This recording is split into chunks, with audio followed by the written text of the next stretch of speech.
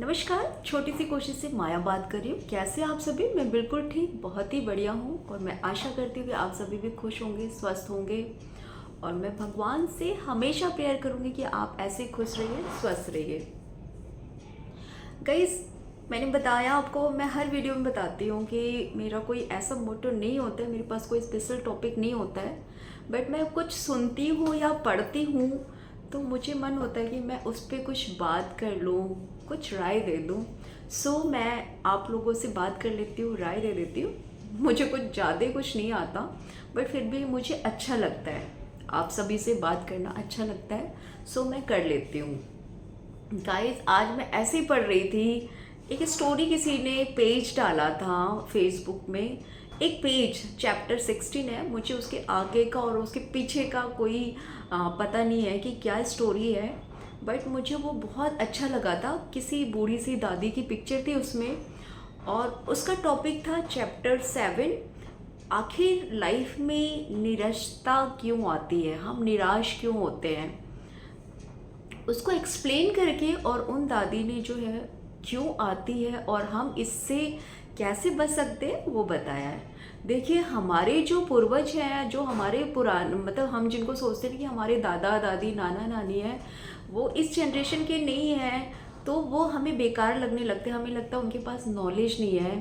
But आपको एक सही बात बताऊं कि भले ही उनको इस टेक्निकल लाइफ जो हम जी रहे हैं ना, उसका नॉलेज नहीं है, बट ज़िंदगी का नॉलेज उनमें कूट कूट के भरा हुआ है। ज़िंदगी को जीने का, ज़िंदगी को आसान करने का जो है तरीका उनको बहुत बेहतर आता है। गाइस, इसीलिए मैं कहती हूँ कि आप किसी को भी कम और किसी को ज़्यादा मत आंकिए। हर इंसान अपने आप में एक वैल्यू रखता है, वैल्यूएबल पर्सन है। आप किसी का मजाक मत उड़ाइए। किसी अगर आप बहुत ज़्यादा टैलेंटेड हो तो ज़्यादा फूलने की ज़रूरत नहीं है, क्योंकि हर इंसान अपने आप में स्पेशल है। गाइस, मैं स्टार्ट करती हूँ। उस चैप्टर में क्या था? उस चैप्टर में लिखा हुआ था कि हम लाइफ से निराश क्यों होते हैं। बहुत अच्छी चीज़ है, सब अपना अपनी राय देते हैं, बट पता है उन दादी ने क्या बोला, उसमें क्या लिखा हुआ था? जो राइटर ने लिखा होगा वो दादी की बातों को उसमें समझाया है। मैं इसलिए दादी दादी कह रही हूँ क्योंकि मुझे थोड़ा सा राइटर का नाम नहीं पता, मैं आपको बताती हूँ। उसमें लिखा था कि हम जो निराश होते हैं ना, हम सामने वाला हमें निराश नहीं करता है, हम खुद से निराश होते हैं। देखिए क्या होता है ना कि ये सारी चीज़ें बताई गई हैं, उस चैप्टर में बताया गया है। शायद वो चैप्टर मेरे लिए होगा ताकि मैं उस पर कुछ बोल सकूं। उसमें लिखा गया था कि निराश जो होता है ना, हमारा मन होता है। ये सारी चीज़ें जो हमारे मन की चीज़ें होती हैं ना, वो हमें निराश करती। कोई निराशा, कोई दुखी, कोई सुखी वाला सीन जो भी है ना, सब हमारे मन के अंदर चलता है। कभी कभी आप अगर देखोगे, अगर आप दुखी हो रहे हो ना, अगर सोच सोच के कोई भी चीज़ दुखी हो रहे हैं, बट जहाँ आप उसको रोक दोगे ना वहीं पर, और आप कैलकुलेशन करना शुरू कर दोगे कि आखिर उससे फ़ायदा क्या था, उससे नुकसान क्या था, आखिर हम रो क्यों रहे हैं, था क्या वो।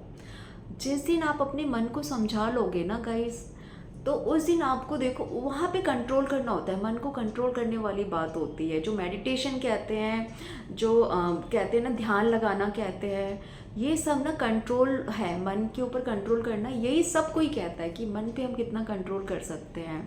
इच्छाएं हमारी जितनी बढ़ती जाएंगी, मन पे कंट्रोल उतना ही करना मुश्किल हो जाता है।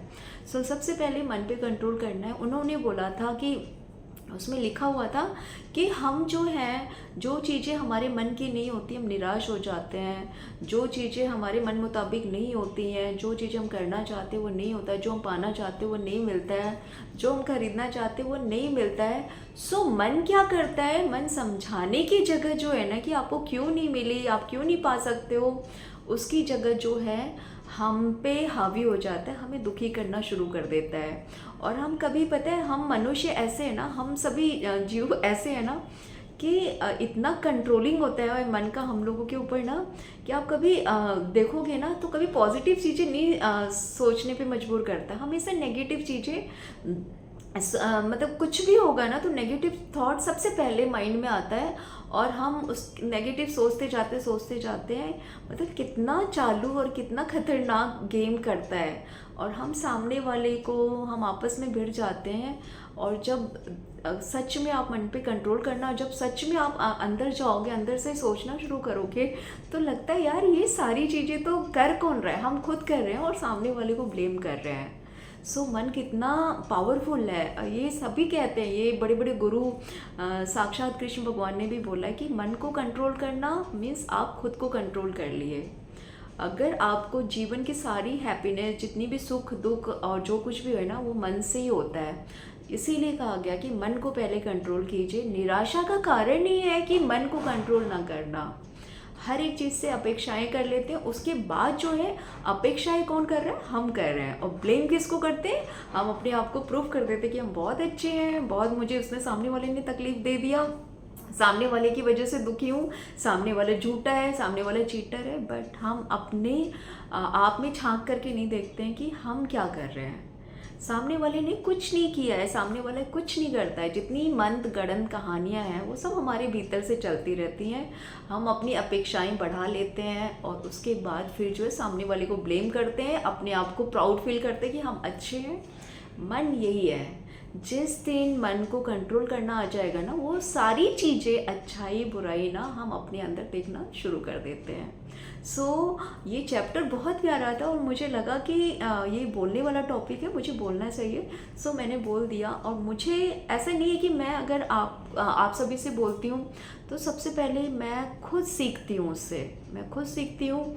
उसके बाद जो है फिर मैं सामने वाले के सामने ये चीज़ें रखती हूँ। पहले मैं खुद अमल करती हूँ, उसके बाद सामने वाले को बताती हूँ। गाइस, अगर ये टॉपिक, ये दादी माँ का चैप्टर नंबर 7 आपको पसंद आए तो प्लीज़ मेरे चैनल को लाइक सब्सक्राइब जरूर कीजिएगा। तब तक के लिए अपना बहुत ध्यान रखिए। Tata bye bye, take care, have a good day.